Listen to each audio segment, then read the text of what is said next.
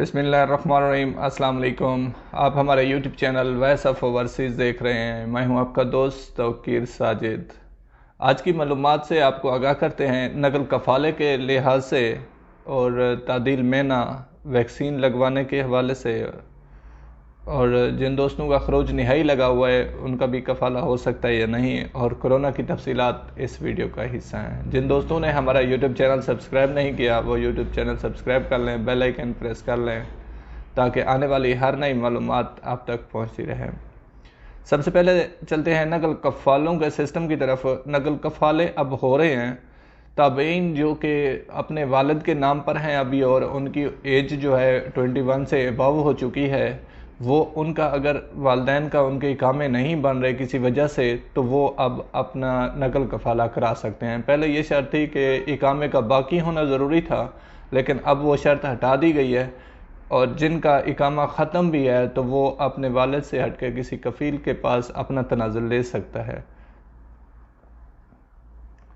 तादील मैंने के हवाले से आपको बताते चलें, जिन दोस्तों का प्रोफेशन उनके मुताबिक नहीं है वो अब तब्दील करा सकते हैं। जैसा कि फ़नी वगैरह थे, उनके लिए बस ये है कि इकामे की होना शर्त ज़रूरी है कि इकामा बाकी हो, वो अपना महीना तब्दील करा सकते हैं। कोई भी जो भी आप काम कर रहे हैं, जिस पे आपको अच्छा लग रहा है, जिस पे आप मेहनत कर रहे हैं, जिस काम में आप हैं, वही आप प्रोफेशन करा लें, क्योंकि 180 डेज़ आपको मिल चुके हैं।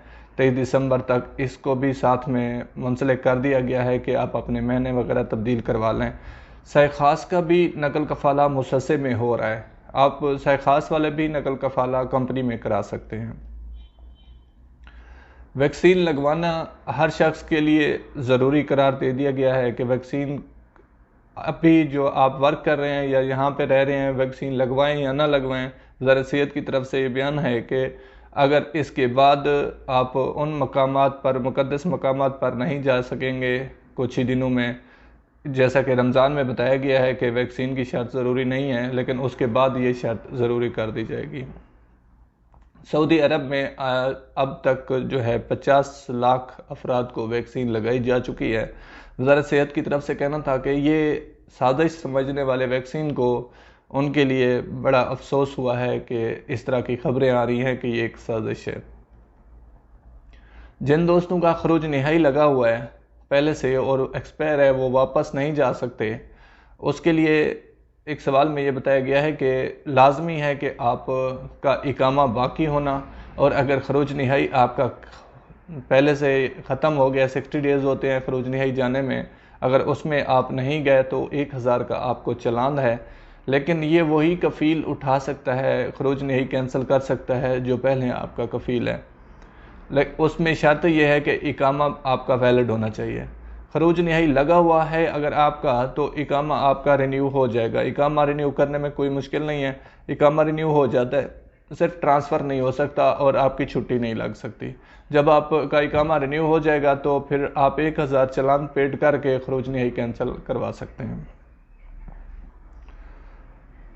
कोरोना केसेस में आज मज़ीद इजाफा हुआ है, जिसमें न्यू केसेस 695 हैं और रिकवर जो हैं 489 हैं, और अमवात जो हैं 7 हैं। अल्लाह ताला उनकी मग़फ़िरत फरमाए। और क्रिटिकल कंडीशन जो है 836 हैं।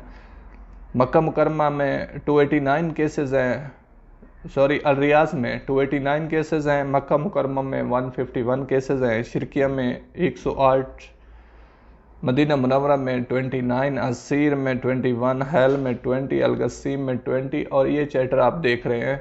वज़ारत सेहत की तरफ से ये कहना था कि ये जो हालात हैं सेम इसी तरह 2020 में भी यही हालात थे, तो जो इक़दाम उस टाइम उठाए गए थे मुमकिन है कि वही इक़दाम दोबारा उठाए जाएं।